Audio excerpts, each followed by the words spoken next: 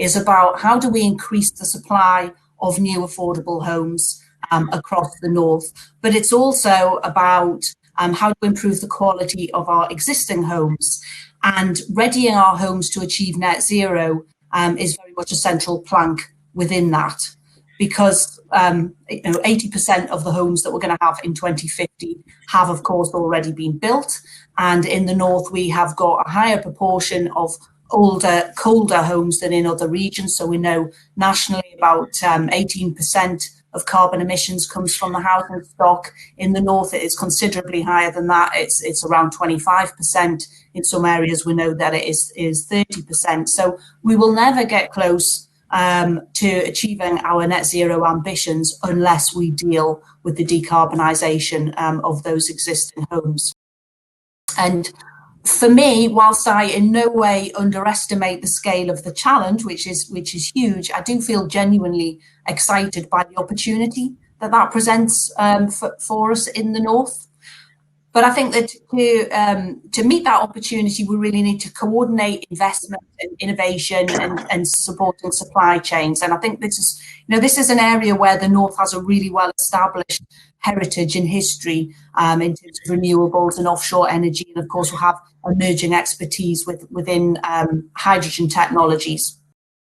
We have done recently is a major piece of research working with IPPR North, which indicated that the north could create 77,000 direct jobs by decarbonising its housing stock, and those 77,000 jobs would generate about 3.85 billion GVA per annum in the north. Now, the northeast share of that would be about 15,000 jobs, which would be created by installing new low carbon heating technology. So we really are talking about a potentially huge contribution to levelling up.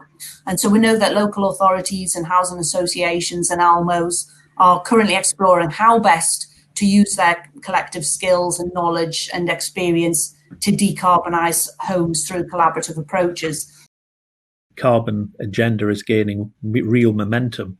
And it's a massive opportunity. I think, the creation of, 15,000 Northeast jobs, potentially levelling up, using this as a mechanism for the government to come good on the promises that have made at various junctures in the last sort of 15 months or so about what they're going to do for the lesser invested areas over history, like our region. It's an opportunity we really need to take advantage of. A real push or a real squeeze, should I say, on labour. So from our point of view, it's trying to get across the principle today of, I think anybody who knows Prosper knows that collaboration is one of the big things we keep trying to push in a variety of different ways because we truly believe in it. But I think for us as a region to really get the benefits economically and socially that are so important and feel as if they're within grasp, we've got to come together. The reasons for doing it are it offers massive benefits, economies of scale, efficiencies, takes some of the risk out if you can share learning and share knowledge, and there's an opportunity to really make an impact. So I was talking there about skills shortages, and I think that by collaborating we have the opportunity to do something where we can really start to address that in a meaningful way. Together, the power is, yes, we can improve efficiency and cost, but it isn't just that. It's about sharing knowledge, experience. It's the learning.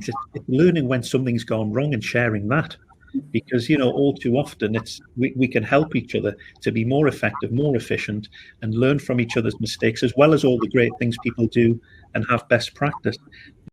I think there's a real desire at the moment for people to be more honest in the sharing of experiences, when they collaborate, not just telling everybody about the stuff that went well, but being open about the stuff that went wrong. That way, and bringing that.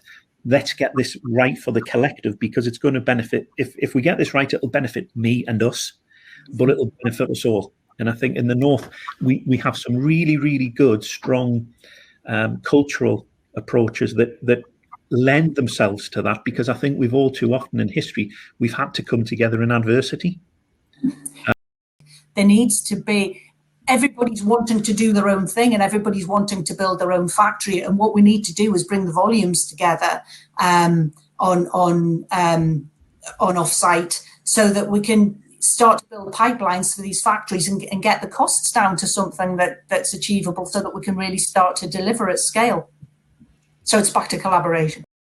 We're aware of as well is that, there's the danger that we do an awful lot of, when we say retrofit, as not just new build, but retrofit is go in and do lots of measures to improve the efficiency from a thermal perspective of properties. But then you create other problems if you don't bring into that ventilation. You've got to bring adequate ventilation in and make sure you don't get mold and mildew and things of that nature.